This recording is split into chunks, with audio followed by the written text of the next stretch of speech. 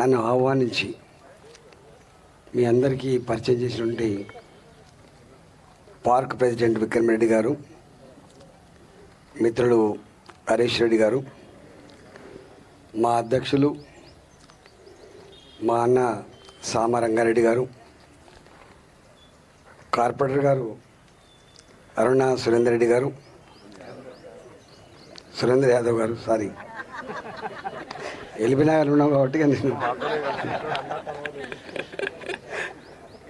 వెంకటేశ్వర రెడ్డి గారు, గౌరవ కార్పొరేటర్, అనేక మంది చిన్ననాటి స్నేహితులు ఉన్నారు. ఇక్కడ చిన్నప్పటి స్నేహితులు, ఉద్యమ సహచరులు ఉన్నారు. మా జీవితాన్ని అతి దగ్గరలో రకరకాల రూపాలు చూసిన వాళ్ళు కూడా ఉన్నారు. పెద్దలు విద్యాసాగర్ రావు గారు, మైక్ వినబడుతుంది మంచిగా, కొంచెం పెంచండి సౌండ్. విద్యాసాగర్ రావు గారు పెద్దలు, వారు ఏ మాట అయితే మాట్లాడిండో నాకు ఇప్పటికి బాగా గుర్తు. నాకు ఒక 4 సన్మాన పత్రాలు వచ్చినాయి. అందులో ఒక సన్మాన పత్రం కొండలరావు గారిని తెలుగు విశ్వవిద్యాలయ డైరెక్టర్గా ఉండే. సడన్గా ఒకరోజు వచ్చి, బిడ్డ నిన్ను ప్రత్యక్షంగా ఎప్పుడు కలవలే, 2 నీ గురించి పెద్ద తెలియదు, కన్నా ఉద్వేగాన్ని ఆపుకోలేక నీ దగ్గరికి వచ్చినా అన్నాడు. దండం పెట్టిన, ఎందుకంటే ఆయన 80 సంవత్సరాలు ఇప్పటికి ఉన్నాడు. నాకు ఒక సన్మాన పత్రం ఇచ్చాడు పెద్ద తీసి. అంటే మానవ జీవితానికి అందులో ఉన్న ఒక సెంటెన్స్ ధన్యమైపోయిందని మాత్రం అనుకున్నాను నేను. అలా రాసిన అచ్చ తెలంగాణ భాష ఏంటంటే, మా పోరగాడు మా తెలంగాణ ప్రజల ఆత్మగౌరవ బావుటాన్ని ఈ సభలో గొప్పగా ఆవిష్కరించిన బిడ్డ, నీకు జేజేలు అని చెప్పిండు ఆయన. అని ఆయనకు ఒక గొప్ప మాట ఏం చెప్పిండంటే, ఆ టీవీ ముందు ఆ మొత్తం 3-3.5 గంటల ఉపన్యాసాలు వింటూ నేను ఎట్లా అభినందించానో తెలియక ఆ టీవీ ముందు నిలబడి నీకు సల్యూట్ చేసే బిడ్డ అన్నాడు ఆయన. ఇక్కడ మా తమ్ముడు దయాకర్ ఉన్నాడు, ఇక్కడ సురేందర్ కూడా ఉన్నాడా?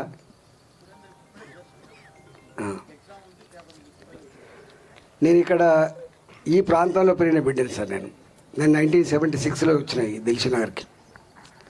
1976లో వచ్చి మేము కొత్తగా హాస్టల్లో సీట్ దొరకాలంటే పెద్ద కథ ఉండే. దాని పెద్ద పైరవికారులు కథా కార్ఖాన ఉండే. తిరిగి చచ్చిపోయేది పేదోళ్ళు, ఊళ్ళకెళ్ళి వచ్చినాడు.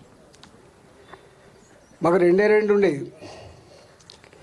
మాకు బడికి పోవాలి, 2వది కొట్లాడాలి. దేని మీద కొట్లాడాలి? మాకు అప్పుడు 40 రూపాయలు నెలకు మెచ్చార్జ్. ఆ అన్నం సరిపోకపోతున్నాయి మాకు. ఆ కట్టెలతో కొలిసి కొంచెం పెట్టమంటే నెత్తి మీద కొట్టున్నాడు. అంటే ఆకలిని అనుభవించిన వాళ్ళుగా ఆకలికి పరిష్కారం కావాలని ప్రతి సంవత్సరం జూన్ మాసం జూలై మాసం వచ్చిందంటే మాకు గవర్నమెంట్ ఇచ్చిన ప్లేటు, గవర్నమెంట్ గ్లాస్ పట్టుకొని మాకు బువ్వ కావాలని చెప్పి ఊరేగింపు తీసేశారు. మేము చిన్నప్పుడు, నేను 8th class, when I was 8th class and 9th class. ఈ దయాకర్ మాకు జూనియర్. మేము సైఫాబాద్ కాలేజీలో ఉన్నప్పుడు ఆ అటాచ్డ్ హాస్టల్లో సీట్ దొరకాలంటే కష్టమయ్యేది, చాలా కష్టమయ్యేది దొరకాలంటే. మాలాంటి వాళ్ళం ఆ అకామిడేషన్ లేకపోయినా, రూములు లేకపోయినా, కార్ట్లు లేకపోయినా వీళ్ళకి అడ్మిషన్ ఇప్పించి మేము సీనియర్లుగా వీళ్ళని ర్యాగింగ్ చేయాలి. కానీ మేము సీనియర్లుగా మేము కింద పడుకొని వాళ్ళు బెడ్లు ఇచ్చి ఆహ్వానించేది. మా కల్చర్ గది. అంటే మా విద్యాసాగర్ రావు చెప్పినప్పుడు అంటే మా బ్రాటప్ గది. ఆ సోషల్ వెల్ఫేర్లో మేము 2-3 సంవత్సరాల పోరాటం తర్వాత ఏమొచ్చిందంటే, మేమే ఎంతమందికైనా ఎవరికైనా హాస్టల్ సీట్ కావాలంటే నింపి పంపిస్తే వచ్చే సిస్టమ్ పెట్టినవి. ఇక మేమే బాసులం, మా డైరెక్టర్ లేడు. అంటే మా నేపథ్యం అది. మాకు ఒక కులంతో సంబంధం లేదు, మాకు మతంతో కూడా సంబంధం లేదు. రాజకీయ నాయకులు ఏమైనా మాట్లాడుతున్నప్పుడు ఏం రాజకీయం చేస్తున్నావు అంటారు, ఎక్కువ మాట్లాడుతున్నావు రాజకీయ నాయకులు లెక్క మాట్లాడుతున్నావు అంటాడు. కానీ I'm proud to say I'm a political leader. I'm proud to say I'm a political leader. Political leader అంటోడు జడపాత లెక్క ఉండడు. పొలిటికల్ లీడర్ అంటోడు ప్రగతి కాముడుగా ఉండాలి తప్ప, ప్రోగ్రెస్గా థింక్ చేయాలి తప్ప రిగ్రెస్గా థింక్ చేస్తాడు కాదు పొలిటికల్ లీడర్.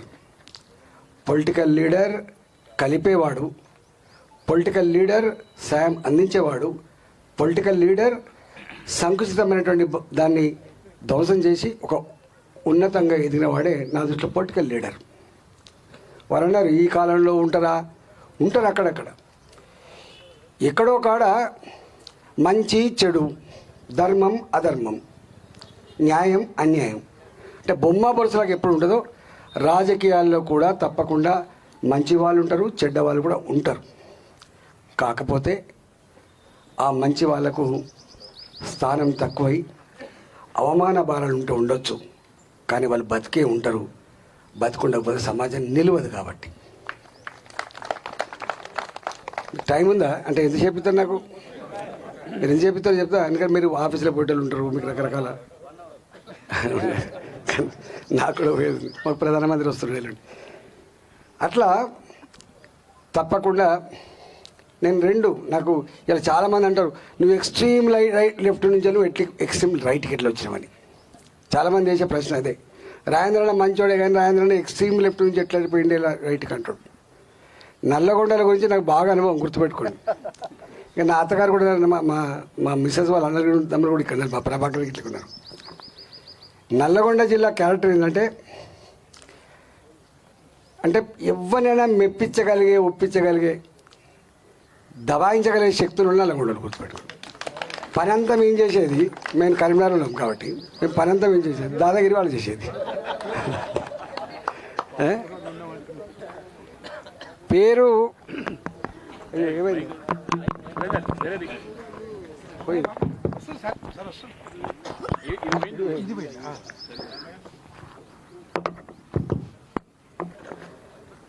పని అంతా ఏం చేసేది, పేరంతా వాళ్ళు తెచ్చుకునేది. పేరుకే ఎల్బీ నగర్ కానీ మంచిగా పెట్టి బిడ్డ డిస్టర్బ్ చేయ, పేరుకే ఎల్బీ నగర్ కానీ నల్లగొండకు ప్రతిరూపంగా ఉంటుంది ఇక్కడ. నేను ఎందుకు అదృష్టవంతునంటే నేను అప్పుడప్పుడు చాలామంది ఇక్కడ పార్టీ తక్కువ ఉంది అక్కడ, అరే పార్టీ ఎక్కడిది గిట్ ఎక్కడిదా, 40-50 ఏళ్ళుగా నేను సంపాదించుకున్న ఆస్తి నన్ను ఎవ్వరు వదిలిపెట్టి పోలే. మళ్ళా ఆ ఆస్తి ఆశీర్వాదం పొందే అవకాశం వచ్చిందని చెప్తాను నేను. ఇక్కడ వేల మంది నాకు, వేల మంది ఇక్కడ సంబంధాలు వందల సంఖ్యలో ఉండదు. అయినా నేను తెలంగాణ ఉద్యమంలో నా 20 ఏళ్ళ చరిత్ర, అలా కొద్ది రోజులు మంత్రిగా ఉన్నప్పటికీ కూడా నా 20 ఏళ్ళ చరిత్రలో ఈ ప్రాంతంలో మా ఆనవాళ్ళు వందల సంఖ్యలో ఉంటాయి. తెలంగాణ ఉద్యమం మేమే కదా ఉన్నది. అందువల్ల మమ్మల్ని గుర్తుపట్టని మనిషి ఉంటాడా, మమ్మల్ని పరికించినటువంటి ఎవరైనా ఉంటాడా? మేమెవరేమో తెరిచిన పుస్తకంలాగా మా చరిత్ర మీ కళ్ళ ముందు కదలాడే బిడ్డని నేను. మాటలు ఎవరైనా మాట్లాడుతుండొచ్చు. మా రంగాన్ని వచ్చిండు, ఇప్పుడు మా నియోజకవర్గం గురించి చెప్పాడు. మా నియోజకవర్గాలు కూడా ఒక 45 ఇక్కడ ఉన్నారు. ఇప్పుడు పొద్దున్నే వస్తే రండి అని తీసుకొచ్చాను. సరే, గెలుపు ఓటములు, పెద్ద పెద్దలు కూడా ఓడిపోతారు, నేను కూడా ఓడిపోయినా, దాంట్లో ఏం అది లేదు.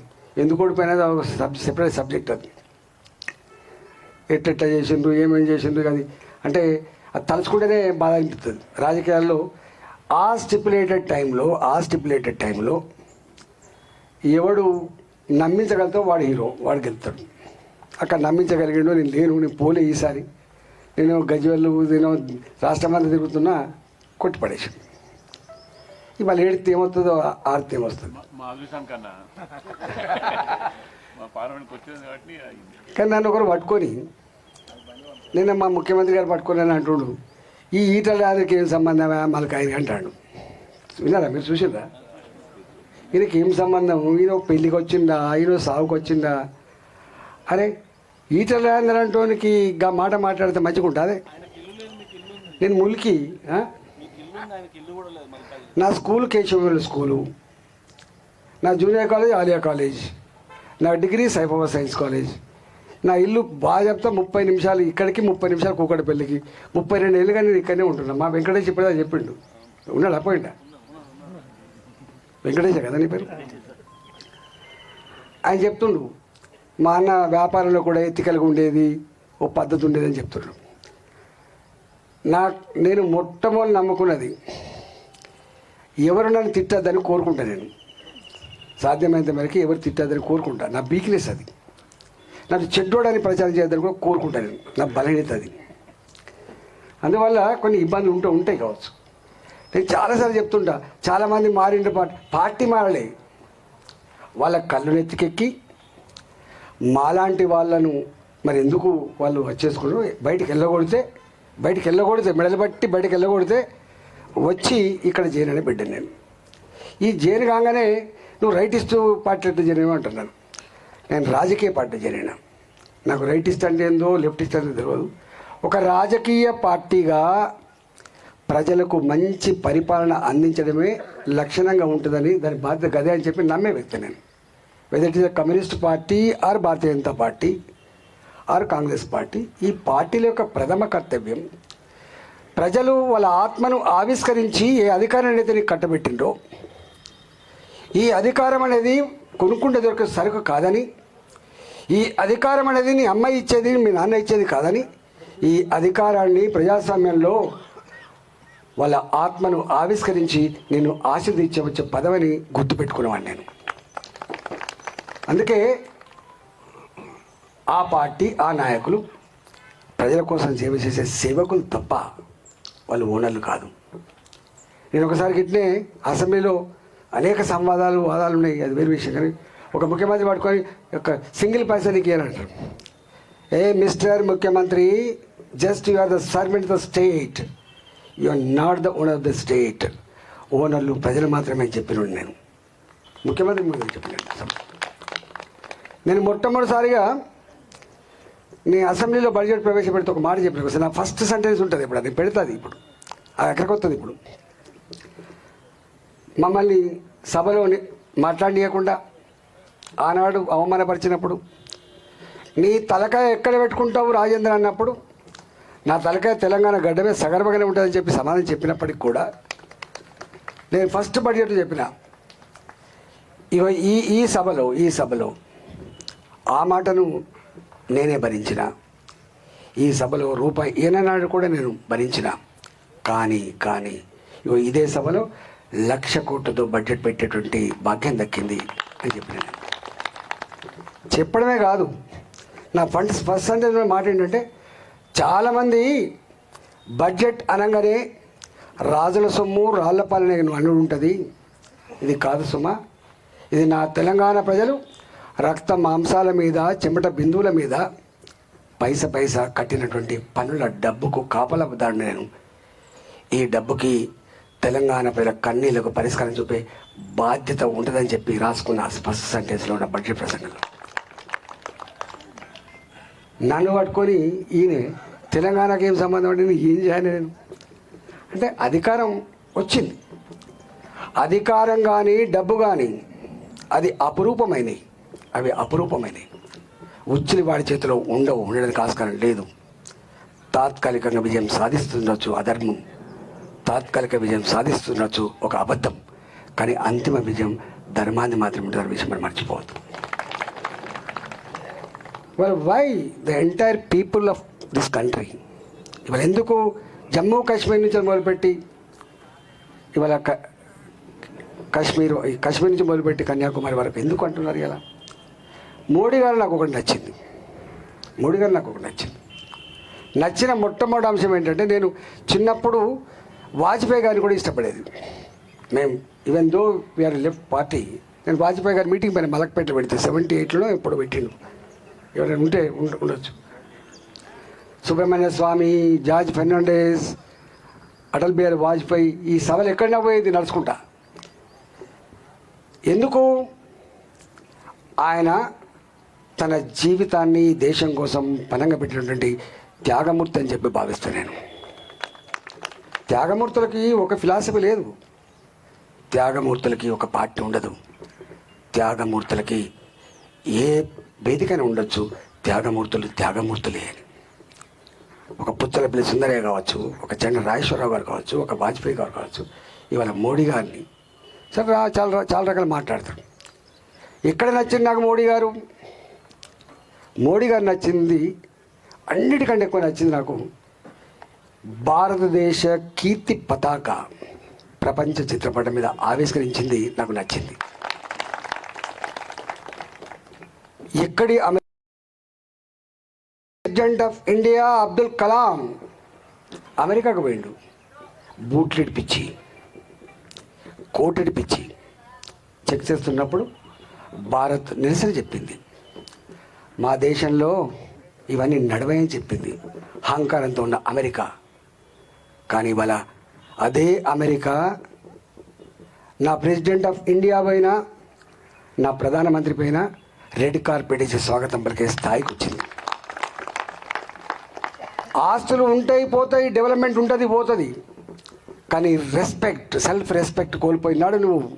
ఎట్లుంటావో ఇవాళ భారత జాతి ఆత్మగౌరవ బావుట అమెరికాలో ఎగిరించిన బిడ్డ నరేంద్ర మోడీ గారు. That is India today. చాలామంది ఇక్కడ ఫిలాసాఫికల్గా ఉన్న వాళ్ళు ఉన్నారు.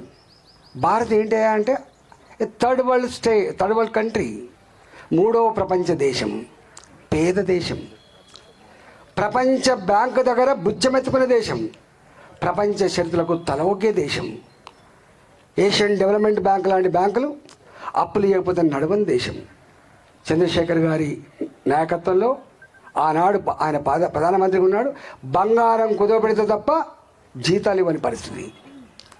ఇవాళ 2014 వరకు 11వ స్థానంలో ఉన్న ఆర్థిక వ్యవస్థ 5వ స్థానానికి వచ్చింది. రేపటి ఆయన టార్గెట్ ఈ ప్రపంచంలో భారత ఆర్థిక వ్యవస్థని 3వ స్థానం నిలిపినటువంటి కలగంటున్నాడు మోడీ గారు. గది నచ్చింది నాకు. పాలకులు అంటే రోడ్లు వేసేవాళ్ళు, వాళ్ళ లెక్కలు చెప్పాలంటే చాలా ఉన్నాయి. 1947 to 2014 మనకున్న ఎయిర్పోర్ట్స్ 75, ఇవాళ 150. ఇట్లా చెప్పుకుంటూ పోతే అసలు ఇన్ఫ్రాస్ట్రక్చర్ క్రియేషన్లో, క్యాపిటల్ ఇన్వెస్ట్మెంట్లో ఇవాళ ఉన్న శ్రద్ధ ఆనాడు లేదు. నాకు తెలిసి మీరు 2G scam, coal scam, Bofors scam, no scams today ఇవాళ మచ్చ తేలే ఎక్కడ. ఇవాళ ప్రపంచ దేశాలు అంటున్న మాట ఏంటంటే, ఒకవేళ ప్రపంచంలో ఏ దేశానికైనా సమస్య వస్తే, ఆపద వస్తే ఆదుకోగలిగే సత్తా భారత్కు ఉందని చెప్పి మాట్లాడుతున్నారు. కానీ భారత్కు ఆపద వస్తే ఆదుకోగలిగే సత్తా ఏ దేశం లేదని చెప్పి చర్చించుకుంటున్నారు. ఇవాళ ఈ దేశం ప్రపంచంలోనే ఇవాళ అత్యంత వేగంగా ఎదుగుతున్న దేశంగా ఎందుకంటున్నారు? నాకైతే ప్రపంచంలో ఇవాళ అత్యధికంగా మానవ శక్తి కలిగిన దేశం భారతదేశం. ఇవాళ ఆ మానవ సంపద క్వాలిటేటివ్గా తీర్చిదిద్దాలని, ఆ మానవ సంపద జ్ఞానవంతంగా ఉండాలని చెప్పి ఇవాళ అమెరికాలో ఏ డాక్టర్లు సర్వీస్ చేస్తున్నారు, ఇవాళ సాఫ్ట్వేర్లో ఎవరు రూల్ చేస్తున్నారు. ఇవాళ రాబోయే కాలంలో తప్పకుండా ఈ దేశం యొక్క యువత, ఈ దేశం యొక్క విద్యార్థి శక్తి తప్పకుండా ప్రపంచ ఆర్థిక పురోగమనంలో భాగం పంచుకునేటువంటి అవకాశం వస్తుంది భారతదేశానికి. ఎంప్లాయ్మెంట్ జనరేషన్ గురించి మాట్లాడుతాం మనం. నేను ఆర్థిక మంత్రి నాకు తెలుసు కాబట్టి చెప్తున్నాను. ఇవాళ ప్రభుత్వ పరమైన ఉద్యోగాల కల్పన జస్ట్ 2 to 2.5% మాత్రమే. ఇంత పెద్ద ఆర్భాటం, ఇంత పెద్ద వేదన 95 to 97% from private side today. ఇవాళ దానికి ఇవాళ అనుకోకుండానే ఆ వేగం కొనసాగుతుంది. ఇలా నేను ఒకటే మీకు విజ్ఞప్తి చేస్తున్నా, నన్ను పట్టుకొని ఆయన అన్నంత మాత్రం నాకు బాధ లేదు, కానీ నేను డబ్బును నమ్ముకున్నాను కాదు, నాకు తెలియదు. నేను మద్యం నమ్ముకున్నట్టు కూడా కాదు, నేను కుట్రలు నమ్ముకున్నట్టు కూడా కాదు. మీకు రంగానే చెప్తాడు, నేను 2004 అక్కడ ఎంటర్ అయినా. అక్కడ ఎంటర్ అయినప్పుడు టాల్ పర్సనాలిటీ లీడర్ ఉండే అక్కడ. అరే ఈ పిల్లగాడు అయ్యో పాపం వచ్చిండు, పైసలు పోగొట్టుకుంటాడు ఏందన్నారు. నేను పిల్లగానే, కానీ నాకు ప్రజల జీవితాలు తెలిసిన వాడిని వచ్చిన నేను. ఆయనకు మెరిట్ లేదు, నాకు మెరిట్ ఉందన్న. వాళ్ళ మెరిట్ అంటే ఏందన్నాడు, ప్రజల ఆకలిని, దుఃఖాన్ని, కన్నీళ్ళని చవిచూసిన బిడ్డను నేను, వాటి ప్రత్యక్షంగా అనుభవించిన బిడ్డను నేను. కాబట్టి రాజకీయ నాయకుడు ఉండాల్సిన మెరిట్ ఇదే, అందుకని ఇక్కడికి వచ్చినా అని చెప్పిన నేను. నన్ను గెలిపించిండు. మళ్ళీ తెలంగాణ ఉద్యమాన్ని మళ్ళీ వేడెక్కించాలని చెప్పి అనుకున్నా. 2008లో రాజీనామా చేసాను నేను. మేము 17 మంది పోటీ చేసాము, మీకు ఐడియా ఉంటుంది. ఆనాడు ప్రజలు స్పందన లేదు, అందుకే ఇది స్వీయ మానసికమైన ధోరణి అని చెప్పి అనుకున్నారు ప్రజలు. ఇది మా ఆలోచన కాదనుకున్నారు. అందుకే బండకేసి కొట్టిండ్రు. 17 సీట్లు పోటీ చేస్తే మేము 7 మందిమే గెలిచాం, 7 సీట్స్ ఓన్లీ. అప్పుడు నేను ఒకరిని గెలిచిందంట మళ్ళా. కానీ నా అదృష్టం ఏంటంటే ఆ కష్టకాలంలో 2004లో కాంగ్రెస్ పార్టీ అలయన్స్తో గెలిచినాం. కానీ 2008లో ఇండివిజువల్గా ఇంకొక 5,000 ఓట్లు ఎక్కువ సంపాదించుకొని గెలిచిన మొట్టమొదటి నాయకుడు నేనే. అప్పుడు నాకు లిక్కర్ తెలియదు, నాకు పైసలు తెలియదు, నేనే కదా అని చెప్పేది నేను, మీ బిడ్డను కదా అని చెప్పేది నేను. నాకు ఉపయోగం గట్టిగా ఉండే అక్కడ చూడండి. 2009లో 50 మంది పోటీ చేసిండ్రు అలయన్స్లో భాగంగా. మేము 10 మందిమే గెలిచాం. అందుకని రాజశేఖర్ అప్పుడప్పుడు రాజేంద్ర పట్టుమని 10 సీట్లు గెలవలేని తలకాయ ఎక్కడ పెట్టుకున్నాను మాటకి అక్కడి నుంచి వచ్చింది. ఎస్ 2009 అయితే ఓ 80,000 మేరతో గెలిపించారు. 2014లో 57,000 మేరతో గెలిపించారు. ఏదో 2,000తో 3,000తో గెలిపేలే పాపం.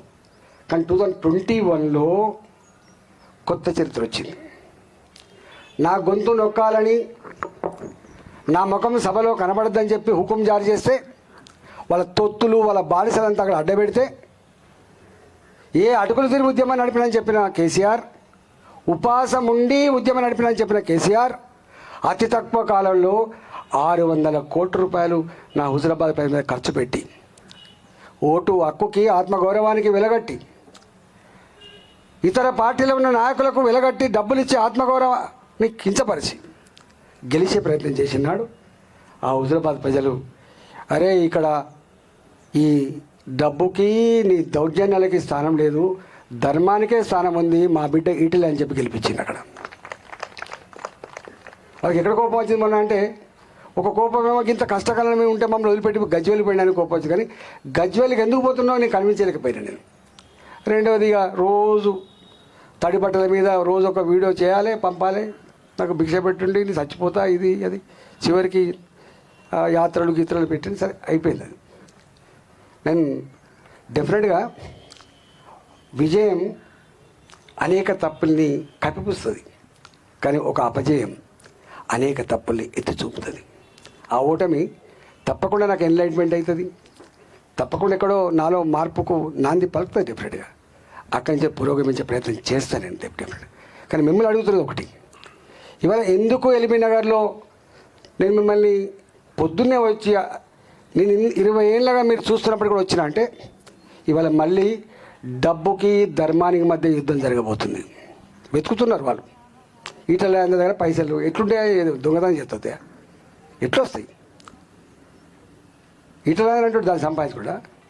నాకు తెలిసి ఇంతకుముందు వారు చెప్పినట్టుగా కరోనా వచ్చినాడు ఓ డాక్టరో, ఓ నర్సో, ఒక స్టాండర్డ్ వర్కరు పేషెంట్ దగ్గర పోకపోతే మొట్టమొదటిసారిగా ఈ డిపార్ట్మెంట్ కెప్టెన్గా ఆ పేషెంట్ దగ్గరికి పోయి మొట్టమొదటి పలకరించిన వ్యక్తి నేను. ఈ దేశంలో ఎవరు చేయలే పని. అంటే మనిషి ఎప్పుడు తెలుస్తుంది, మనిషి ఎవడో ఎప్పుడు తెలుస్తుంది, సందర్భంతో తెలుస్తుంది. అందుకని నేను మిమ్మల్ని అడుగుతున్నా, ఇక్కడ ఇంత పెద్ద చైతన్యవంతమైనటువంటి ఈ ప్రాంతంలో మీరు ధర్మాన్ని పట్టం కడతారని విశ్వాసంతో వచ్చాను నేను. నాకు వీళ్ళే చేయాలి వాళ్ళే చేయాలని దాంట్లో ఏ ఇంటికి ఆ ఇల్లే ఏ కాలనీకి ఆ కాలనీ కులం లేకుండా మతం లేకుండా మీరు ధర్మాన్ని నిలబెట్టమని చెప్పి కోరుతున్నాం. కానీ మీకు ఒక్క మాట ఇచ్చిపోతున్నా, నేను మీకు మచ్చతేను, గుర్తుపెట్టుకోండి, మీకు మచ్చతేను. మా ఎంపీ ఎవరా అంటే ఈటలాంధ్ర అని చెప్పుకునేటువంటి గల్లెగిరేసి చెప్పుకునేటువంటి పద్ధతిలో ఉంటుంది తప్ప మీకు మచ్చతేను నేను. రెండవది, నాకు ఏం లేవు, నేను పొలిటికల్ పిచ్చోడిని, నాకు ఇంకే అలవాటు లేవు. కాబట్టి నా పొద్దున్న లేస్తే రాత్రి వరకు ఒకటే ఉంటుంది. ఎప్పుడంటే అప్పుడు కో అంటే కో అనే బిడ్డను నేను, పోరాటంలో ఉండే బిడ్డను నేనే, అధికారం ఉంటే తప్పకుండా దాన్ని ప్రజల కోసం ఖర్చు పెట్టాలనేటువంటి సోయున్న బిడ్డ నేనే. కాబట్టి మీరు ఈ నెల రోజుల పాటు 10 రోజుల పాటు ఎల్బీ నగర్లో ఎవరిని పంపను నేను. మా రంగానే చెప్పిన, ఇప్పుడు మళ్ళీ చెప్పిపోతా, లోపల బాధ్యత చేతులు పెట్టిపోతా, మా కార్పొరేట్ చేతులు పెట్టిపోతా. ఉంటాయి కుట్రలు, ఉంటాయి కుతంత్రాలు ఉంటాయి. గొర్రెల మందలమే తోడలు పడ్డట్టుగా కేసీఆర్ ఏమిచ్చారో పక్కన పెట్టి, కానీ ఒక్కటి మాత్రం ఇచ్చిపోయిండు, ఓ రాంగ్ ప్రెసిడెంట్. డబ్బుతో ఎన్నికలు నడపాలని, డబ్బుతో ప్రజలు పరిచయం చేయాలని ఒక దుర్మార్గాన్ని రుద్దిపోయిండు. డబ్బుంటేనే ఎంపీ, ఎంత కావాలి అంటే 100 కోట్లు కావాలంటాడు, 200 కోట్లు అంటాడు. ఇలా ఇప్పుడు వస్తున్నట్టు 250 కోట్లు ఖర్చు పెట్టాలంటే 100 కోట్లు వానికి ఇవ్వాలంటే వస్తాడంట వాడు. ఎటుపోతున్నాం మనం? వ్యాపారమా రాజకీయం అంటే? దీనికోసం రాజకీయం. అందుకే ఇవాళ ఈ మల్కాజ్గిరి నలుగురికి నిలయం. ఒకటి మా ఉద్యోగులకు నిలయం, రిటైర్డ్ ఉద్యోగుల నిలయం నెంబర్ 1. నెంబర్ 2, ఈ ప్రాంతంలో గ్రామీణ ప్రాంతాల్లో ఎంపీటీసీలుగా, సర్పంచ్లుగా, ఎంపీపీలుగా, జెడ్పీటీసీలుగా రకరకాల హోదాల్లో ఉన్నటువంటి వాళ్ళు అక్కడ ఉండి ఇక్కడ ఒక నివాసం ఏర్పరచుకున్నటువంటి రాజకీయ చైతన్యవంతమైన గడ్డ ఇది. నెంబర్ 2. నెంబర్ 3, ఇవాళ ఇక్కడ అనేక ఇతర రాష్ట్రాల నుంచి వచ్చిన వాళ్ళు కూడా ఉంటారు. ఇక్కడ వాళ్ళు కోరుకునేది ఒకటే కోరుకుంటాడు, మాకు ప్రశాంతత కావాలని కోరుకుంటారు, కానీ ఇట్లాంటి గడ్డ డెఫినెట్గా ఇవాళ నాకు తెలిసి వ్యాపార వర్గాలు నన్ను కలుస్తున్నా. ఏంది మీకంటే అసలు ఒక్కొక్కరు ఒక్కొక్క రకంగా, బిడ్డ మాకు మెటల్ డిటెక్టర్లు లేవు అందుకే మీకు ఓటేస్తాం అంటే గోకుల్ చాట్ లేదు. ఇవాళ సాయిబాబా టెంపుల్ కాడ తెగిపడ్డ కంటాలు లేవు. దిల్షుక్ నగర్లో అమాయకులు, అనామకులు ఇవాళ చనిపోయిన ఆనవాళ్ళు లేవు. ఇక్కడ ప్రశాంతత ఉంది. ఇక్కడ ప్రశాంతత ఉంది. అందుకే వాళ్ళు అంటున్నారు మేము మీకే ఓటేస్తాం బిడ్డ. నేను గ్రామాల్లో అడిగిన, నాట్లేసే కాడ, కలుపులు కలిసే కాడ పత్తులు ఏరేటువంటి మహిళలను అడిగిన, నేను ఎందుకమ్మా మీరు ఓటేస్తారంటే, బిడ్డ మొట్టమొదటిసారిగా మేము చెంబు పట్టుకొని బయలుముకుపోయేది మా మహిళ ఆత్మగౌరవాన్ని కాపాడిన వ్యక్తి నరేంద్ర మోడీ గారి బిడ్డ. ఇవాళ ప్రతి ఇంటికి టాయిలెట్ కట్టించిన బిడ్డ అంటారు. అంటే ఒక్కొక్క వర్గానికి ఒక్కొక్క కనెక్ట్ అయింది. కొంతమంది ప్రాచీన సాంప్రదాయాన్ని ఆచరించే వాళ్ళు ఉంటారు. ఏ దేశమైనా ఇంకో దేశం మీద దండయాత్ర చేసినప్పుడు, ఆ దేశం కబలించబడ్డప్పుడు మొట్టమొదటి విక్టిమ్ అయ్యేది ఆ రాజు కుటుంబం. కొంతమంది రాజులు చచ్చిపోతారు దొరకద్దని శత్రువుకి. వాళ్ళ భార్యలు, వాళ్ళ పిల్లలు సూసైడ్ చేసుకుంటారు, వాళ్ళ చేతికి చిక్కితే చర్చపడతారని. అట్లనే ఇవాళ ఆ దేశ సంస్కృతి, ఆ దేశ సాంప్రదాయాలు, ఆ దేశ ఆచార వ్యవహారాలు అవన్నీ ధ్వంసం చేస్తారు. అలా భాగంగానే ధ్వంసం కాబడ్డది అయోధ్యలో రామ మందిరం ఒకటి.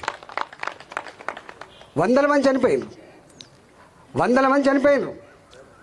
ప్రభుత్వాలంటే డెవలప్మెంట్ మాత్రమే కాదని, ప్రజల ఆచార వ్యవహారాలను, సంస్కృతిని, సాంప్రదాయాలని, ఆ ఆనవాళ్ళను కాపాడే బాధ్యత ఉంటుందని చెప్పి భావించింది. కాబట్టి మోడీ గారు అందరినీ మొప్పించి సుప్రీంకోర్టు తీర్పు ఉన్నప్పటికీ కూడా అందరినీ ఒప్పించి మళ్ళీ భారతీయ సంస్కృతి సాంప్రదాయాన్ని ఆవిష్కరించి అంకితం చేసిన వ్యక్తి మోడీ గారు ఇవాళ.